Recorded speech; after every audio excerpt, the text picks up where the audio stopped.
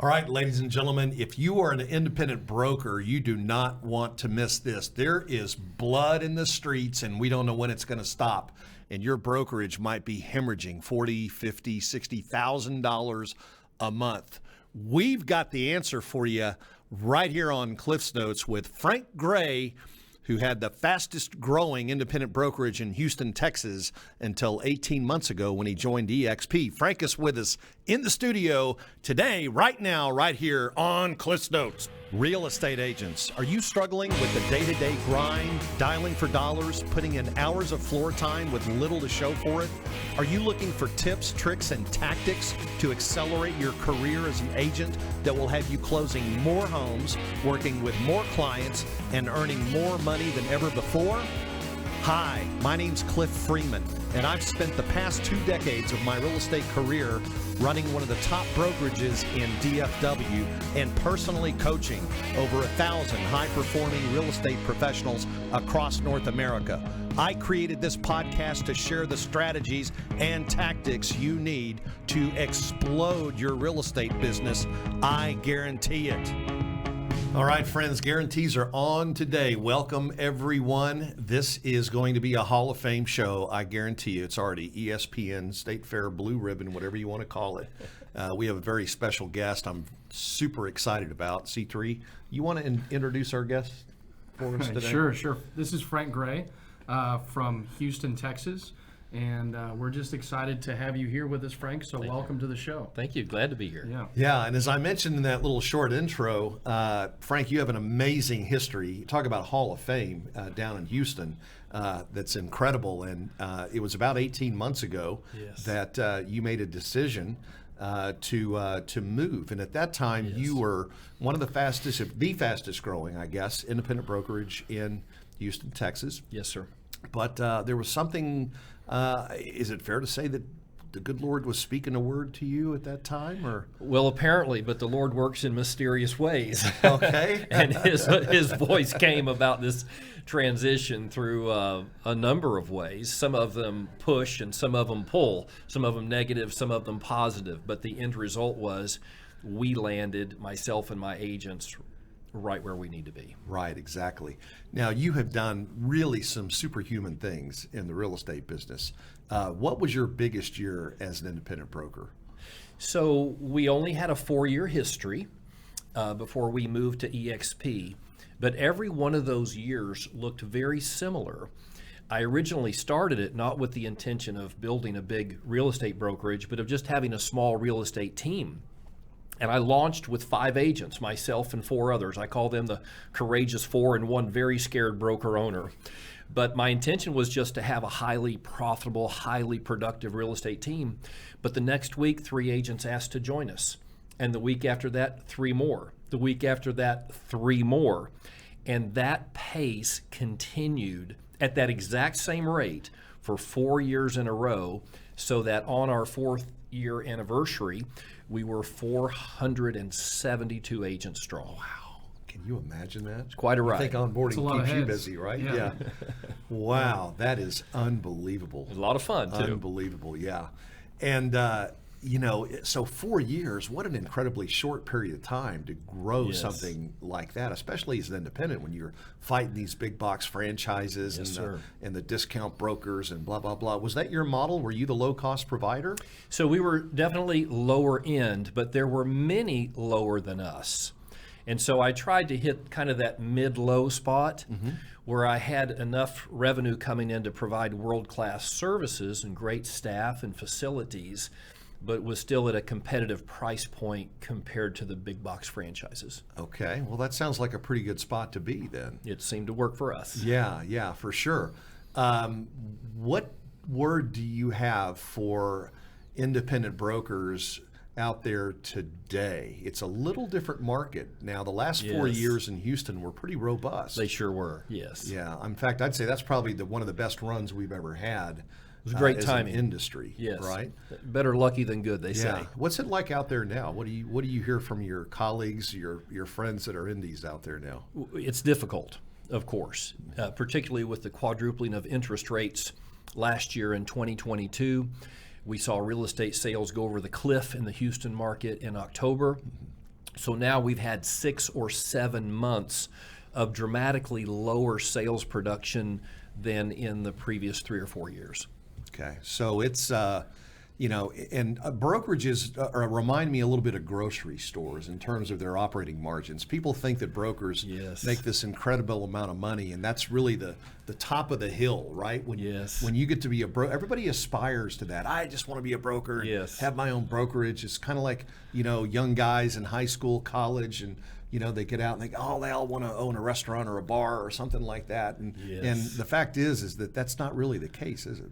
Well, not at all. It's interesting how the general public perceives the life of a real estate agent. We think they think we just cart loads of money to the bank and make big deposits every day. And then the real estate agents think the same thing of their broker. Right. But the truth is most independent real estate brokerages count their profit margins per agent in the hundreds of dollars, not the thousands of dollars. That's what I per was. year. Yeah, that's my great- analogy with the grocery stores. They operate on 1-2% margins. Correct. And so you see these big dollars coming in, but as soon as they go in, they go out to the agents, Yes. right, and to overhead. And Yes, and even if you make a volume play, as I did, where you have nearly 500 agents in 4 years, and you're thinking, well, I don't have to make a lot on each one because I got a lot of them, kind of like the Walmart model of real estate. The fact is, if you don't build substantial reserves, you are extremely vulnerable. And working on a broker thin margin, you never have the opportunity to build those kind of reserves that provide the protection you need to keep the whole house of cards from falling down. right. So interesting. So if you look at, so you originally started out, and we can go back a little bit here. I really want to dig kind of deeper into Frank's background because it's so interesting. He's such a great guy. But you got into real estate out of new home sales. Correct. And then you went right to the top. You started at RE/MAX.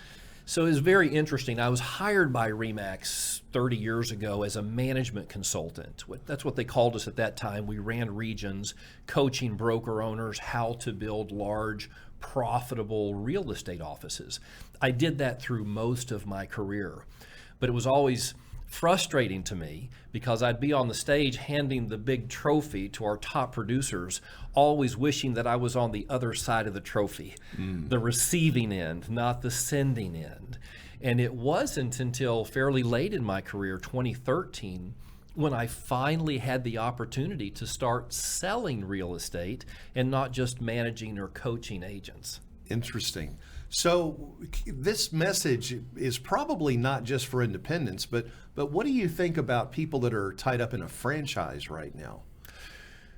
Well, one of my roles during my years at the big box franchise was selling franchises. Mm-hmm.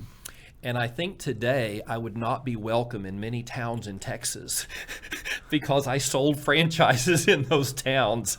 And there are people I'm sure who are ruining the day they signed those franchise agreements. Yeah. The truth is, a franchise organization adds a level of expense that somebody has to bear.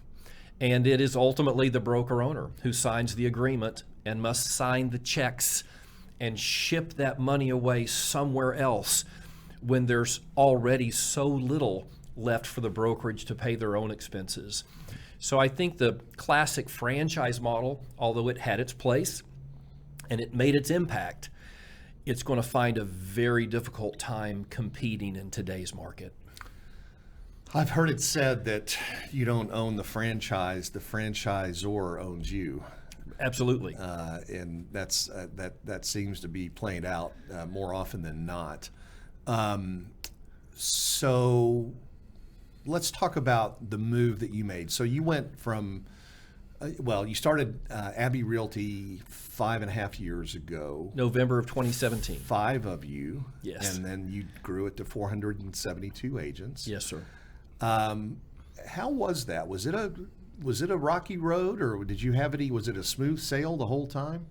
You know, the growth was pretty steady and consistent, and we beefed up our infrastructure, staff, and training programs and technology as we went. And so on the positive side, Yes, I think it was very smooth. Well, fortunately for you, you had been coaching teams and agents that Yes. whole process, so you Yes. just applied what you already had, right? Right, into his own Which model. is right. Sort of like how we built our team here in the Correct. last 3 years, right? Yeah. Sure, that was actually our pitch to the real estate community was we help agents achieve at any level of aspiration. New agent, mid-level producer, top producer, wherever you start, we can help get you to the next level. Right. So at some point, you had an epiphany. Yes, Is that a good way to put it? it is. Or maybe the Lord spoke to you again, right? This time with a hammer saying, listen. Yes, sir. You had an opportunity before. Good friends of ours, Jimmy and Andrew Franklin, Yes. have a nice size operation down there. That, Yes. of course, Houston's a big area, so you can have more than one big successful independent brokerage. And Yes, sir. And Jimmy had been knocking on your door for quite a while because they had made a move Yes. a little while prior to when you decided you needed to look at something. And Correct. And for 3 years, you just basically snubbed them and told them that you're happy where you are, I'm happy where I am. I think as you Yes. put it at lunch today, right? Correct. Yes. And so what happened? What was the shift? What was the epiphany that caused you to become open-minded, shall we say? No, that's a great way to describe it because, as I mentioned, everything on the surface appeared to be wonderful and positive, and we continue to grow. We're looking forward to breaking the 500 barrier and then 1,000, and everybody thought we were just living on Dream Street. But there's always more to the story, kind of like an iceberg. Paul Harvey, right? Now the rest of the story. Yes. Yeah, there's always more ice and hazards under the surface that people don't normally see. And in my case, as an independent broker owner, it was primarily the legal liability and the financial risk that I bore exclusively. Because as an independent, the buck stops here. In terms of the financial responsibility for the company. And we discovered something. Nobody had ever told me this. In a 20-plus year career in franchise sales and consulting and training, I had never bumped up against this issue. But as an independent broker owner, it hit me like a bat in the face. We all know, if you've been in this business very long, that buyers are going to sue sellers for non-disclosure issues. Yes. They move indeed. in and Yeah. they discover mold in one of the closets, or there's Slime in the ice machine. slime in the ice machine. Right? Yes, You remember that? You're from Marvin Houston. Zindler, Absolutely. Eyewitness News, yes. Houston legend. Slime in the ice machine, Yeah. or a cracked slab, or just something that the buyer is upset about. So they naturally sue the seller for non-disclosure. But knowing that the seller may not have many resources, they also sue the listing agent. But knowing that the listing agent may not have any resources, they go after Mr. or Miss Big Pockets, the broker. That's yes. exactly right. Yes. So, Yeah. so our fourth year in business, we had 2 or 3 of these suits going. And that may sound like a lot, like you're being sued 2 or 3 times, but we were closing 2,400 transactions a year. And with increased volume comes increased exposure. You think the growth is going to solve all your problems. All it does is make you a bigger target. Yes. So we had 2 or 3 of these suits that were just kind of winding their way through the legal system. Of course, I'm submitting them to our E&O company.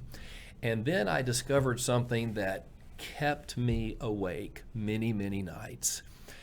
When a buyer alleges fraud on the part of a seller, fraud is not considered an error or an omission, but an intentional act. And therefore, it is not covered by the E&O companies. And 2 or 3 of these suits that we had winding their way through the system were for multiple 6-figure judgments. These were very nice houses. And even apart from the judgment, I knew that if I had to pay the legal expenses to get this thing to court, it could be multiple 6 figures again.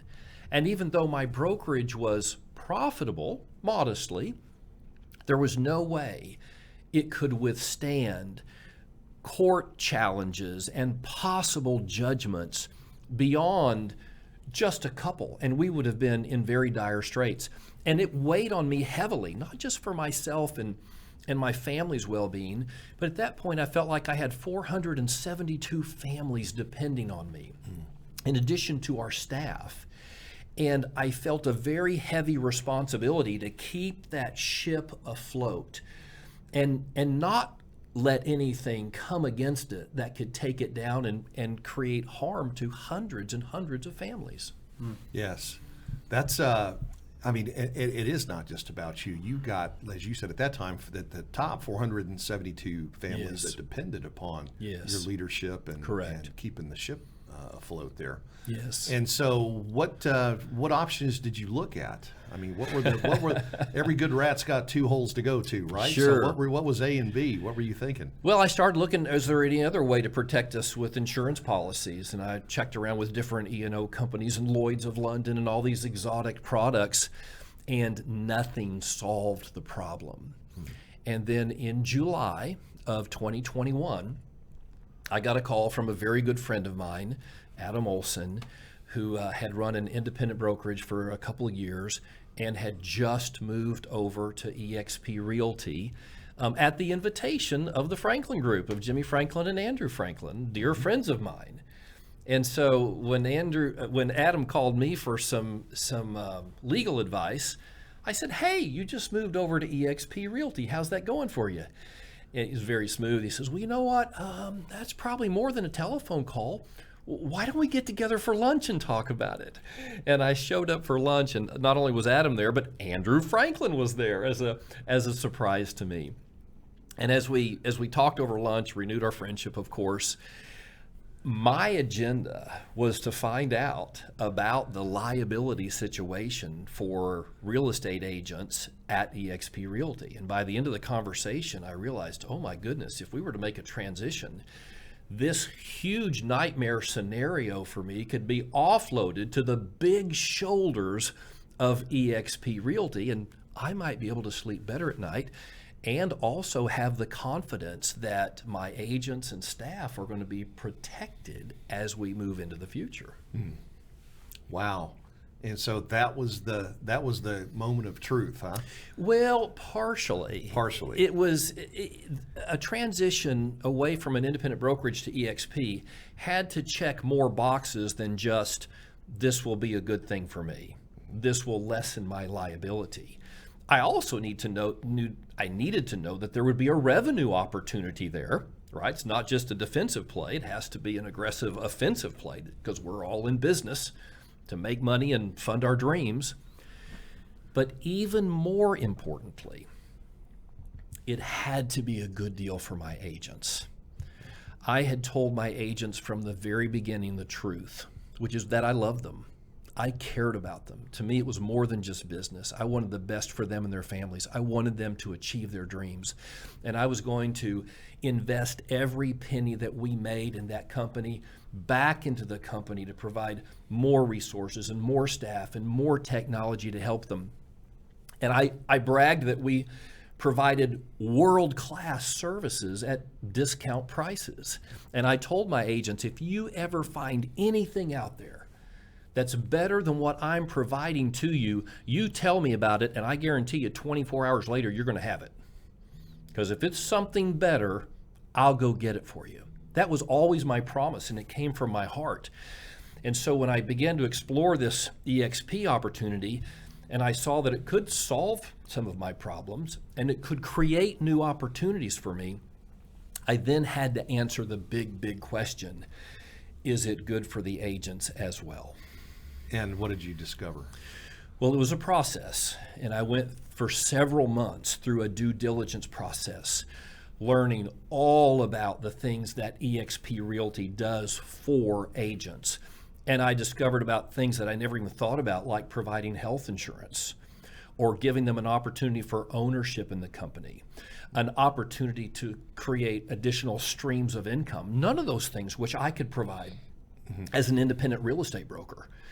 But then the value just kept piling on and getting deeper and deeper as I learned about relocation services and international conventions and the referral network involving tens of thousands of agents. And the more I dug and the more I explored, it just became overwhelming. And it was a shock to me because I had honestly believed that I provided the best value in the industry to my agents. But by the time I got through that due diligence process, I felt, and I told my agents this, that I felt like I had a moral obligation to present them with the opportunity to move to eXp. If I meant what I had said all those years, I love you, I want what's best for you, every decision that I make and that this brokerage makes is going to be in your best interest. Once I knew that there was a better opportunity, then I had to come clean and tell them about it. Yeah. You know, that's so important. Gosh, I remember Zig Ziglar. I used to sit in church on the second row down at Prestonwood, and he and the redhead would be there. You remember that?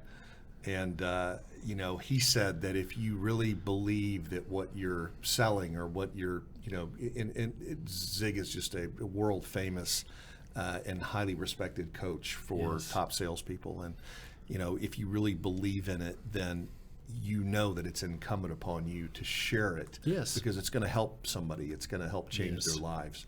And to hear you say that, I get goosebumps when you put it that way. But it's true. And you know, that's the thing. If you ask any team leader or independent broker why they came over to eXp, their first answer is, you know, well, it made sense for me as a broker owner, but they'll tell you more importantly, it's a better place for my agents to grow. That's right. And that's just it, because we don't have fences here. This is not a, you know, first of all, it's not a franchise, but even as an indie, your resources are limited. You don't have the scale, the leverage to be able to negotiate things with KV Core and SkySlope and all these other wonderful tools that, you know, we take advantage of for a very nominal monthly fee. That's right.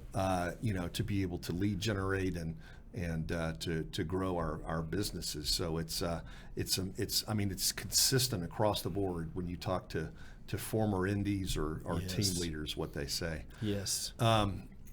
Wow, this is this really hits to some very important points. Now, as I think about, you know, the way we started this conversation was this crazy market. Sales are down 40% in some areas. Rates have quadrupled, as you mentioned. Yes. You know, we're starting to get our arms around inflation, but there's a lag here. A lot of these independent brokers and even team leaders that have their own, fixed spaces, assets.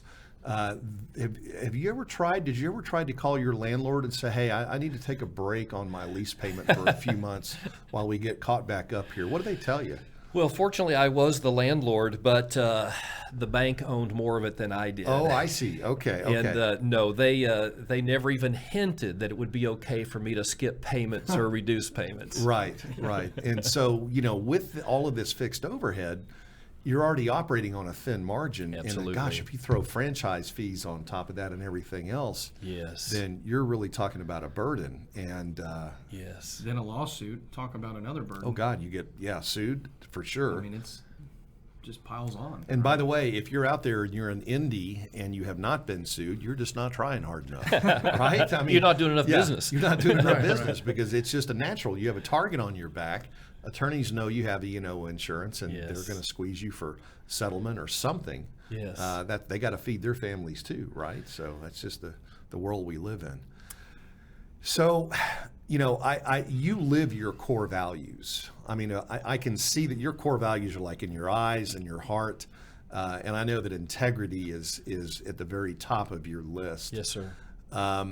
So I'd like to just, if we can, maybe pull the curtain back here a little bit and talk about your kind of your DNA and stuff and your imago, how you were formed, not in the womb, but I'm talking about as a human. You know, they say that most kids develop their personalities by the time they're 7 years old or so. But talk a little bit about you're very special in that sense. I mean, you have a unique background that we haven't shared with the audience yet. But what was it like growing up as little Frank. Sure. Tell us about that. Yeah, little Frankie. Yeah.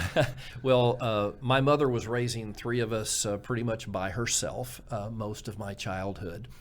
But she wasn't completely by herself because she had us in church every time the doors were open. So you were drugged. Yeah, we were drugged. That's Drugged exactly to church right. every Sunday. Yes. I drugged them every Sunday too. Yes. There were no elections in our home on Sunday morning. Mom didn't say, "Do you want to go to church? Do you want to go to church?" No, we were just drugged to church. Yes. But we loved it, and it was a beautiful thing because that way there were children's ministry leaders and youth leaders and Sunday school teachers and pastors who all supported her efforts to raise good children who lived by godly values. And it took. Very early in my life, I committed my life to Christ and committed myself to following him wherever he wanted to take me. And I presumed at the time that it would be on the mission field or as a pastor. So in college, I got a business degree, but as soon as I graduated, I headed off to seminary, got a Master of Divinity, then became a youth minister, and then ultimately a senior pastor. A very interesting turn of events. When I went back to school to get my doctorate, I left the ministry, began selling insurance and investments at the time to support my family while I finished school. But at the end of that, my wife said, our first child is going to be here anytime, and I would prefer to be nearer to family. So I called down to Houston, where my family was living at the time. My mother was in new home sales, and she said, well, I'll get you some interviews down here with some new home builders. And I flew down, interviewed with several, got an offer from the David Weekley Company. And while my wife was 9 months pregnant in St. Louis, I flew down here and began work selling new homes in the brand new community of Cinco Ranch. Spent a couple years with them, got recruited away by a big box franchise real estate company, and spent most of my career with them as a coach, consultant, and trainer. And some people have said to me many, many times, people I've been asked, well, don't you miss being in the ministry? And my answer is always, I never thought I left it. I just feel like I got redeployed from a back position to a front line position. I have met so many people in my career that I would never have met had I just been within the four walls of a church building. Right. But I'm out there mixing it up with anybody and everybody, people from all different backgrounds, from all different faiths, from all over the world. And I feel like many times when I'm in a conversation with somebody, I feel like I'm in a pastoral situation. In fact, on my desk, I keep a box of Kleenex because very frequently when we get below the surface and I'm talking to people, you see the lips start quivering and the tears start flowing when they realize that there's somebody in the room who really cares about them and is willing to listen to them. Yeah. Everybody carries hurts and unmet aspirations. And if you just pause long enough and look them in the eye and let them know you care, it all comes pouring forth. So there's a little bit about who I am and how I got to where I am. Yeah, and that's those qualities. I can see easily how you grew your, superhumanly grew your brokerage to the size. People are attracted, to you because of your values and because of your heart and who you are and who you stand for. Thank you. So it's interesting that God would lead you into real estate, because that's probably one of you're going to meet the biggest diverse group of people from all walks of life that are going through all kinds of things. In fact, I often wonder how many times I should have been licensed in other areas, when I was coaching agents other than real estate. But, right. But he's making good use of you. And so you've really got the heart of a teacher. So you spent your career at Big Box doing training. Yes. And you also, don't you teach real estate continuing ed and I do. That as well? What other ways do you kind of pour into your agents Frank, what does it look like? What's a, if I were to come up and interview you and ask you what Yes. kind of things you offer, how can you help me develop as a real estate agent? Sure. Well, the first thing that I'm going to do is start asking you a lot of questions, because I need to know what your goals are, what your aspirations are, not just professionally, but personally. What kind of opportunities do you want to create for your family? What type of legacy do you want to leave? What kind of impact do you want to have on the world? And once I understand that, I'm going to work with you through a process of identifying the role of your real estate career in funding all of those aspirations. Because the purpose of our career, regardless of what field you're in, is to fund the life that you aspire to live. We could have been accountants or bankers or pie bakers, but instead we find ourselves in the real estate industry. So we need to maximize every moment of our life that we devote to our career. We need to maximize its productivity, because that is its purpose, to provide opportunities for our family and fund aspirations. So then, once we know what kind of life you want to live, we're going to identify what will it take to fund it. What is the annual amount that you need to create from your career to make those dreams come true? And then we just work through a few key metrics in your business. If that's the case, then what's your average sale price? What's your average commission rate? What is the average commission? And once we have those numbers, we can calculate the most important number in your business, what I call your transaction benchmark, the number of homes that you need to sell every year to fund those aspirations.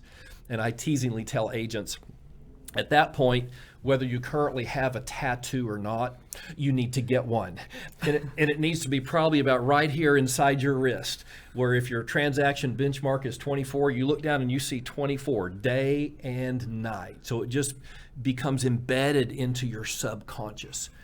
But it needs to be a temporary tattoo, because next year it's going to be 36, Right. and the next year 48. But once we have that benchmark, then we're going to identify, well, where are those transactions coming from? And so we'll identify the sources of business, whether it's your sphere of influence or a geographic farm, a demographic farm, working FSBOs, expireds, and I'll give them all the opportunities, and then based upon their personality and their experience and their proclivities, we'll identify what sources they want to work. And once we identify them, let's just say sphere of influence, then we go one level deeper still, and we talk about the strategies. So within your sphere of influence, how are you going to extract the required number of transactions to fund this aspiration? And if of the 24 transactions, 6 of them have to come from sphere of influence, how are we going to get these 6? And so we'll talk about strategies for staying in touch with your sphere, for earning their confidence, for being in front of them when the real estate need occurs in that family's life.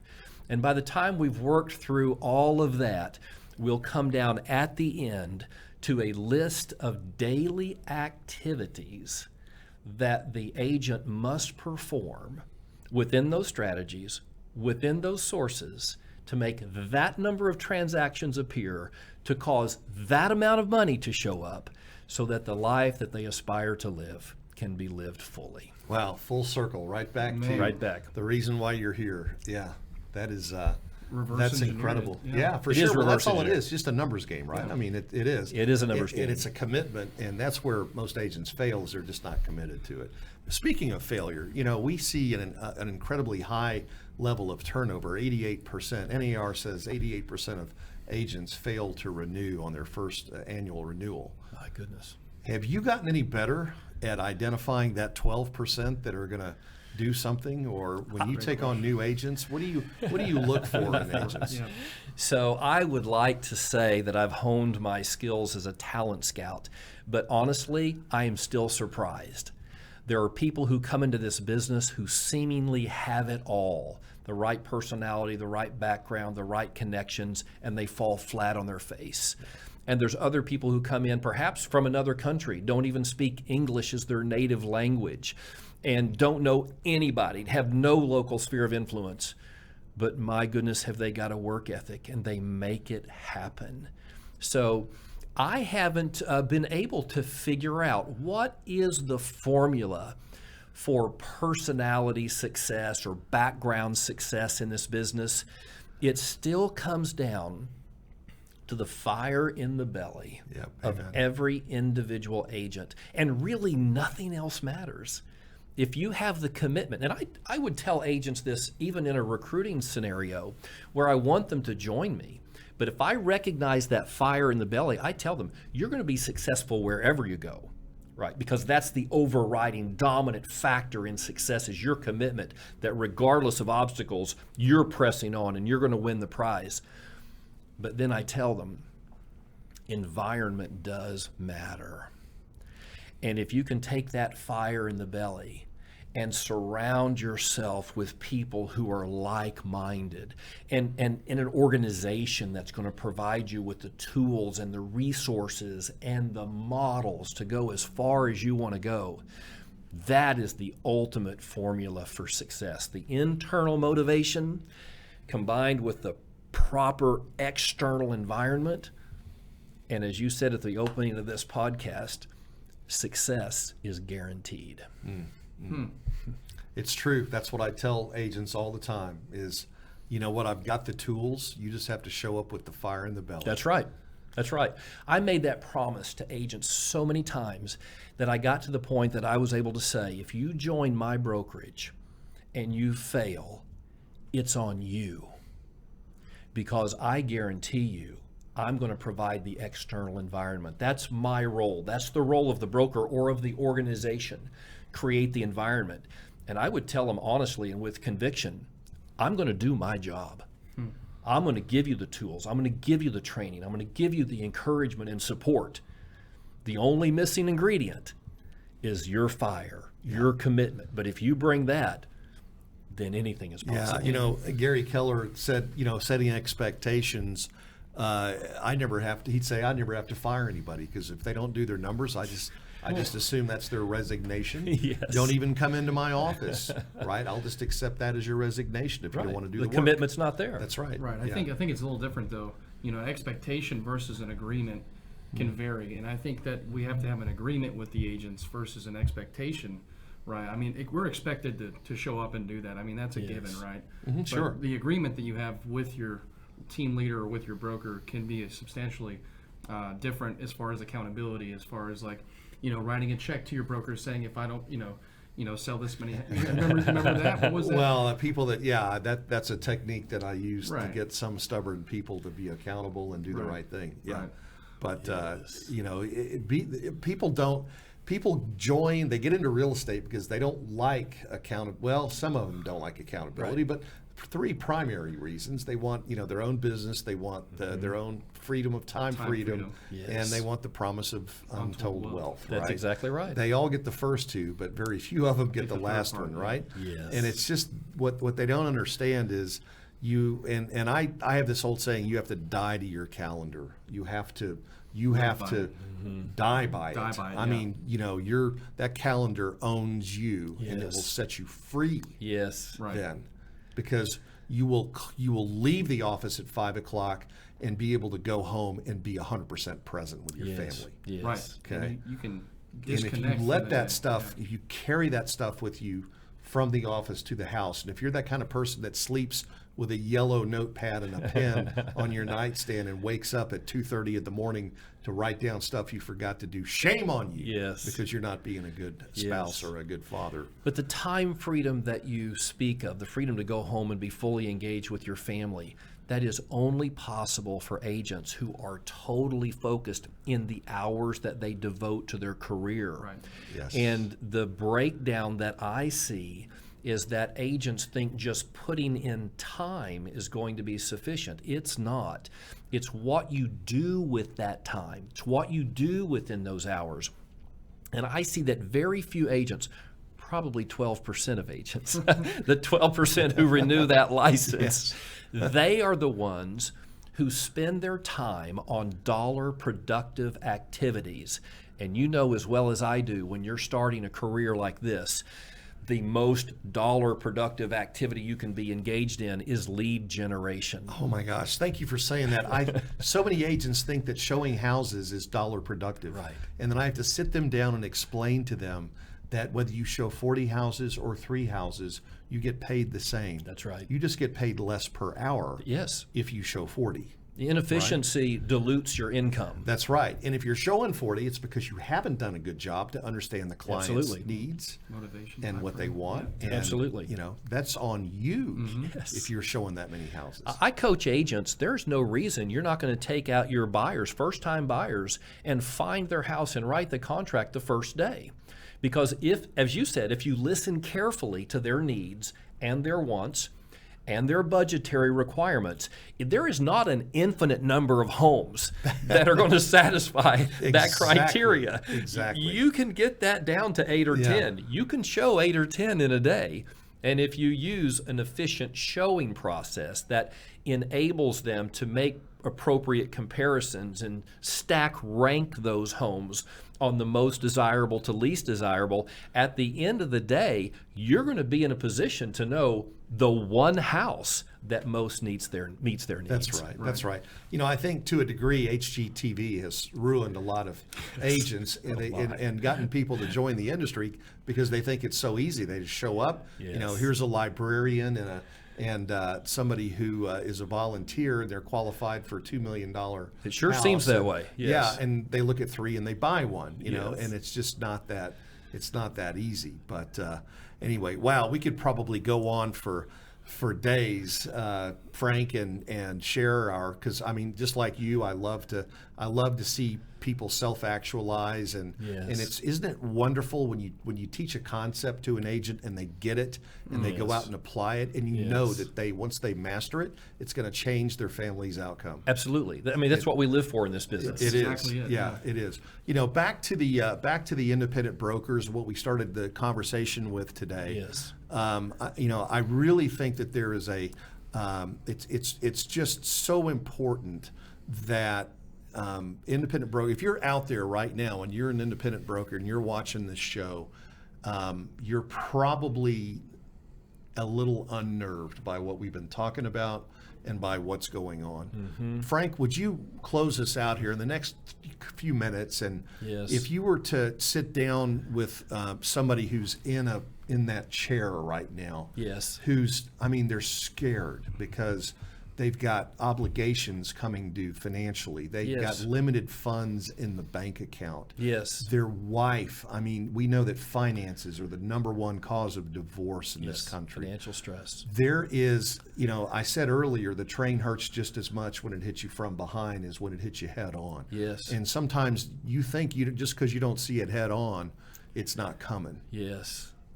What can you speak to these folks Sure. to help them conquer this difficult situation they're in? Well, I think the most important thing I could say if you're in that situation is to start your discovery process sooner rather than later. You don't know right now, if you've not been through a due diligence process, whether eXp Realty is the right answer for you and your brokerage, but you need to invest the time to find out. Because let me let you in on a little secret. Your top agents are going through that process right now, or they will be soon in regard to eXp Realty. The word is out. It is no longer a secret. eXp Realty is the fastest growing real estate brokerage in the history of the world. At this growth rate, we will be the number one brokerage worldwide in a fairly short amount of time. If you think things are difficult right now with the current roster of agents that you have, imagine how challenging it's going to be when your top agents complete their discovery process and make the move to eXp Realty. And they will. It doesn't matter if you're a low-priced model or you're a discount broker.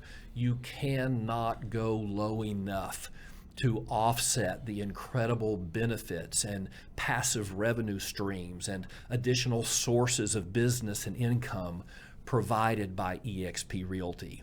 So if you haven't started the process, start it now. Move as quickly but methodically through it as you can and get in a position to make the decision about whether this is the right move for you. You know, some people just don't know what they don't know. Yes. And if there was ever a time to be open-minded, it's now. I've heard it Yes. said that a closed mind is the most expensive thing Absolutely. that a man can own. Absolutely. And if someone wanted to confidentially reach out and just have yes. a conversation with you, Frank, what's a great way to get a hold of you? So email or cell phone, email Frank at frankgray.net. That's Gray. Or by cell, and I really mean that. I answer my phone, and if I'm in a meeting and can't, I will call you back, 713-702-6978. Clearly, there's many details of my transition, which we've not been able to talk about in this hour-long podcast, but I'll be willing to take as much time as you need to get all your questions answered and to share my experience, good, bad, and otherwise. Would you just repeat your cell phone one more course. time in case they didn't have a pencil? 713-702-6978.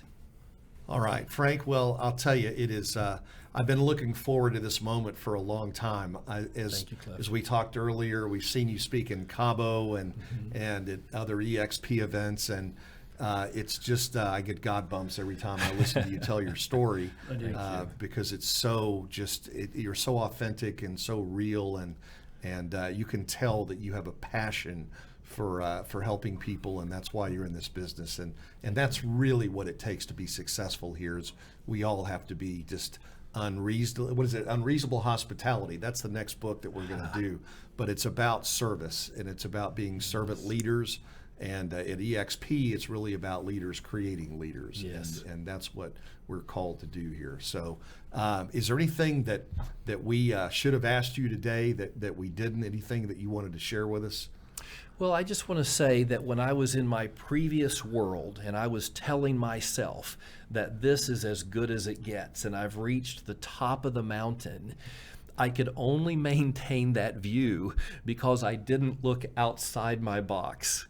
But it was when I had some pain points that I poked my head up and I began to look around and I discovered what EXP had to offer, that a whole new world opened up to me. So if things are struggling or challenging in your business, clearly you need to look at this opportunity.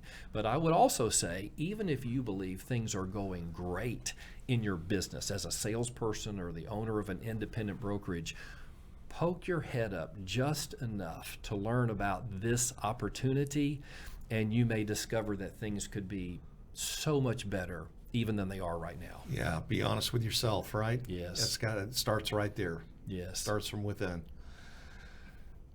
Wow, amazing. Well, Frank, I know this is going to be a little short trip up Yes. from Houston to Dallas. You're headed to Wichita Falls after the show here to see your 3 grandkids. Well, I hope they're not watching because it's supposed to be a It's surprise. supposed to be a surprise. Don't call the grandkids and tell them he's coming. That's right. But you're going to do soccer and then what? Soccer and then jujitsu. Jiu-jitsu. Okay, right. And then you're going back to Houston tomorrow. But Yes, sir. you're just a gem of a human being, and we're so excited that you could be here today. Thanks for driving all the way up here. I know your grandkids were a big motivator for that. And his brother. And your brother, yes, who actually works for the Mavericks here. He does. Works with Mark Cuban for the basketball team, and wish him a better year next year.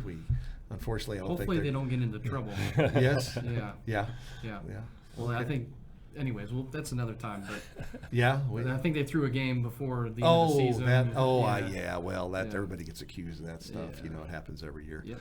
But anyway, we're just grateful that you could be here, and what a great message for our audience Yes.